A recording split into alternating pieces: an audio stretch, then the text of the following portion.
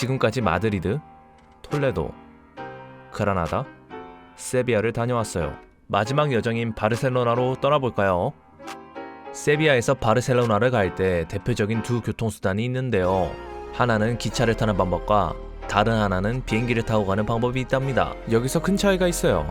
기차를 타고 가면 평균 6시간 정도가 소요되는데 비행기를 타게 되면 최대 2시간 내로 도착할 수 있답니다. 당연히 비용적인 면에서 차이가 있겠지만 서로 보는 그 시간까지 아껴서 추억을 꾹꾹 눌러 담고 싶었어요. 그래서 비행기를 선택했답니다. 그럼 가볼까요? 바르셀로나에서 내린 후 저희는 바로 세계 4대 기독교 성지로 불리는 몬세라트로 달려갔답니다. 저기 보이는 바위산 보이죠? 저 바위 모양이 마치 톱니를 닮지 않았나요? 스페인 카탈루냐 사람들은 이 바위를 톱니 모양의 산이라는 뜻을 가진 몬세라트라고 부르기 시작했어요. 이 산은 놀랍게도 스페인의 대표 건축가 안토니 가우디가 사그리다 파밀리아를 건축하기에 앞서 영감을 받은 곳으로도 알려져 있답니다. 저 바위산은 해발 1000m가 넘는 고지대인데 자세히 보면 바위산 중간중간 작은 동굴이 있는 걸 볼 수 있어요. 예상하신 분들도 있겠지만 집시들이 등장하기도 한답니다. 몬세라트 수도원을 가기 위해서는 케이블카를 이용하는 방법도 있지만 이번에 소로보는 산악열차를 선택했어요. 몬세라트는 카탈루냐 사람들에게 종교 그 자체이며 이들의 신앙을 직접적으로 느낄 수 있는 곳이었어요. 이곳은 지질학적으로 원래 호수의 밑바닥이었는데 지각 변동으로 인해 높아진 산들이 톱니처럼 길게 솟아나면서 형성된 지형이랍니다. 해발 1000m가 넘는 바위산이다 보니 이곳의 자연공간은 그 어느 곳과 비교해도 가히 압도적이었답니다. 많은 사람들이 이곳에 바위산만 보러 오는 게 아니겠죠? 이곳에는 산타마리아 몬세라트 수도원이 있는데요. 80여 명의 베네딕토의 수사들이 몬세라트 수도원에서 순례자들을 맞이하고 있답니다. 여기서 잠깐! 세계 4대 기독교 성지는 어디일까요? 바로 예루살렘, 로마, 산티아고, 그리고 스페인의 몬세라트랍니다. 열차에서 내린 후 나오면 바로 우리를 압도하는 몬세라트 산을 볼 수 있답니다. 사진으로 담기지 않는 것이 정말 속상할 정도였어요. 실제로 보면 눈앞에 바위가 떨어질 것 같답니다. 조금만 걸어가다 보면 왼쪽 담벼락에 오른손은 삼각형 반패를, 왼손은 칼을 잡고 있는 특이한 조각상을 볼 수 있어요. 이 조각상은 성 게오르기우스 조각상이라고 부르기도 하고 산 조르디라고 부르기도 한답니다. 유럽의 각 도시에는 저마다의 성인, 성녀, 성모가 있는데요.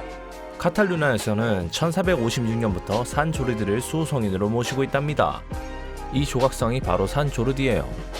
스페인의 세계적인 현대 조각가였던 주제프 마리아 수비라치의 작품으로 어느 각도에서 바라보던 성 조르디의 눈이 우리를 항상 따라다니는 것처럼 보이도록 조각했다는 점이 인상 깊었어요. 이제 몬세라트 수도원 광장을 지나가다 보면 이렇게 건물을 볼 수 있는데요. 이곳이 수도원 건물이랍니다. 또한 이곳에는 유럽에서도 손꼽히는 에스콜라니아 소년합창단이 있는 것으로도 유명합니다. 이 소년합창단은 유럽에서 가장 오래된 역사를 가졌으며 합창단원이 되기 위해서는 어마어마한 경쟁률을 뚫어야 해서 따로 음악학원을 다녀야 할 정도라고 해요. 여기 보이는 입구를 따라 들어가서 성당을 가볼까요? 4대 기독교 성지 중 하나라는 명성과는 달리 이곳의 규모는 생각보다 많이 작았는데요. 하지만 입구부터 이곳을 상징하는 의미들은 넘쳐났답니다. 밑에 보이는 원에서 사진을 찍으며 소원을 기도하며 이루어진다는 이야기가 전해져서 저도 한번 찍어봤어요. 특히 입구에서는 이렇게 예수님과 12사도가 함께 조각되어 있는 12사도상을 볼 수 있는데요. 예수님을 중심으로 좌우 6사도가 자검하게 저희를 지켜보는 것을 느낄 수 있었답니다. 이제 정문을 들어가 볼까요? 지금도 매일 미사를 집전하고 있는 이 성당은 관광객들의 발길이 끊이질 않는 곳이에요. 그리고 저 멀리 가운데에 저희를 반기고 있는 석상이 하나 보이시나요? 스페인 내에서 가장 숭배시되는 라 모네레타, 바로 검은 마리아랍니다.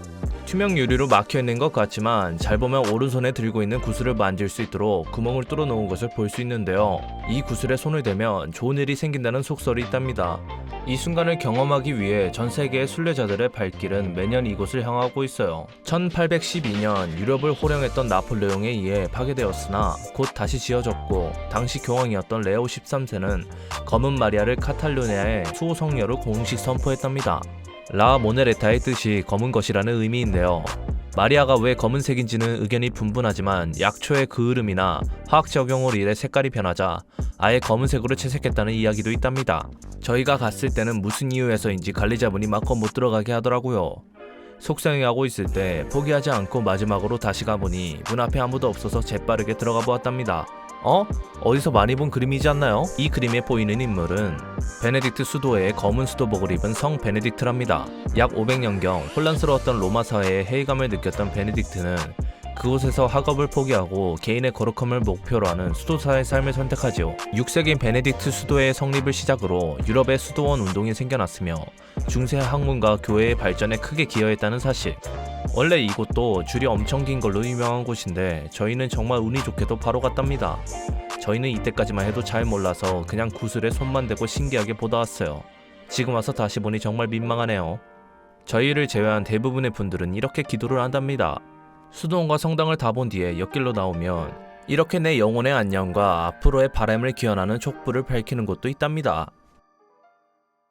이제 몬세라트를 지나 잠깐 동안의 자유시간 동안 람브라스 거리를 즐겨보았답니다. 걷다 보면 이렇게 멋진 행위예술가들을 볼 수 있는데요. 인류로만 있으면 람브라스 거리에서 재미있는 추억을 만들어 볼 수 있답니다. 기사로 임명하는 순간 우리 소르본 대표 기욤에는 V를 선택했어요. 저희는 람블라스 거리를 잠깐 즐긴 후 저기 보이는 동상을 지나 바다로 이어지는 항구로 갔답니다. 놀랍게도 저기 보이는 동상이 콜럼버스 동상이었어요. 이렇게 잠깐의 여유를 즐기며 노을을 감상했는데 정말 힐링이었어요. 이제 소르본과 함께하는 멜리아 호텔에서 바르셀로나 1일차 여정을 마무리해봅시다. 이제 다음 날이에요. 이번에는 바르셀로나에서 빠질 수 없는 대표 관광지 두 곳을 둘러볼 텐데요. 첫 출발은 사그라다 파밀리아입니다. 스페인을 대표하는 건축가 중 한 명인 안토니 가우디의 혼이 담긴 건축물로 140년 전인 1882년부터 공사를 시작해서 2026년에 완공 예정이랍니다. 저희의 관점에서 보면 150년에 가까운 공사 기간은 상상하기 힘들죠? 하지만 안전하게 지어야 하기에 완공 시점은 뒤로 밀릴 수도 있다고 해요. 사그라다 파밀리아는 신성한 가족 또는 성가족 성당이라고 불린답니다. 가난한 이들을 위한 교회가 되길 바라는 마음으로 건축하기 시작했어요. 우선 성당 동쪽으로는 탄생의 파사드, 서쪽에는 순환의 파사드가 있으며 남쪽에는 영광의 파사드, 이렇게 총 3개의 파사드가 있는데요. 저희는 정면에 있는 그리스도의 탄생 이야기를 담은 탄생의 문으로 들어가서 순환의 문으로 나가볼게요. 내부로 들어가기 전에 보이는 수많은 조각들은 저마다의 의미를 지니고 있답니다. 그리고 이 문은 사랑의 문이라고 부르는데 부활을 상징하는 아몬드 나무가 사랑의 문을 잘 감싸주고 있는 것을 볼 수 있었어요. 이제 들어가 볼까요? 여기 수많은 기둥들이 숲처럼 질비해 있지 않나요? 가우디는 숲 속의 나무들을 보며 영감을 얻었다고 해요. 특히 여기 보이는 4개의 둥근 부분을 보면 성경의 복음서를 쓴 마태, 마가, 누가, 요한의 이름과 이들을 상징하는 그림이 그려져 있답니다. 기둥의 높이를 보면 그냥 높게만 지은 게 아니라는 것을 금방 알 수 있는데요. 가우디는 이 성당이 위치한 도로가 사선이었기 때문에 각 점마다 하중을 달리했으며 7.5m의 모듈을 기준으로 삼았다고 하는데 갑자기 머리가 아프죠? 저희는 여행하러 왔으니 즐기는 데에 집중해보아요. 이곳은 완공 시 정문으로 이용될 영광의 파사드랍니다. 이 문을 보면 굉장히 많은 글자가 적혀있죠? 우리에게 필요한 양식을 주옵소서라는 의미의 문구가 약 50개에 달하는 언어로 적혀있는 것이랍니다. 이 중에는 한글도 적혀있다는 사실. 아직 미완성의 공간이기에 열려있지는 않았고요. 위에 보이는 조각상이 바로 몬세라트에서 본 산 조르디 조각상이에요. 이 위는 성가대가 위치해 있는데 성당의 2층 전체가 성가대석으로 규모는 약 1000명 정도 된다고 해요. 위에서 내려오는 하모니는 마치 천국을 연상하게 하겠죠. 자, 동쪽 문으로 들어왔으니 반대편인 서쪽 문으로 나가볼까요? 이 문은 순환의 파사드로 가우디의 작품이 아니라 조셉 마리아 수비라치라는 건축가의 작품이랍니다. 문을 나온 뒤 뒤돌아 고개를 들어보면 놀라움을 금치 못할 텐데요. 정문의 느낌과 굉장히 다른 게 느껴지시나요? 이곳은 예수의 고난과 관련된 곳으로 정말 많은 이야기들을 담고 있는 곳이랍니다. 함께 해볼까요? 우선 가운데를 보면 기둥에 묶인 인물이 보이는데요. 희롱당하고 있는 예수를 묘사하고 있답니다. 그리고 그 위 가운데에 위치한 인물은 예수가 십자가를 지고 올라갈 때 피땀으로 얼룩진 예수의 얼굴을 닦아준 성녀 베로니카와 십자가를 지고 가는 예수를 묘사하고 있어요. 기독교에서는 예수님이 가운데 위치하지만 가톨릭이기에 성녀 베로니카가 가운데 위치하는 것이랍니다. 그리고 그 위에는 결국 십자가에 못 박혀 고통을 당하고 죽는 예수를 묘사했답니다. 이번에는 왼쪽 아래 여러 사람들이 모여 이야기를 하는 모습이 보이시나요? 바로 최후의 만찬을 묘사한 조각이에요. 이곳에서 12제자 중 한 명인 가론 유다의 배신을 예언하신답니다. 보란듯이 옆에서 가론 유다가 은 30개의 예수를 배신하는 모습을 볼 수 있답니다. 그리고 오른쪽 밑에를 보면 예수를 3번이나 부인한 베드로의 슬픈 모습도 보이네요. 마지막으로 베드로 위의 인물 중에는 예수님 대신 잠깐 동안 십자가를 지고 갔던 구레네 사람 시몬도 보여요. 그리고 이것을 보면 한 글자씩 새겨져 있죠. 나사렛 예수, 유대인의 왕이라는 의미랍니다. 본의 아니게 열심히 공부하게 됐죠. 다시 여행의 본질로 돌아와 힐링을 해봅니다.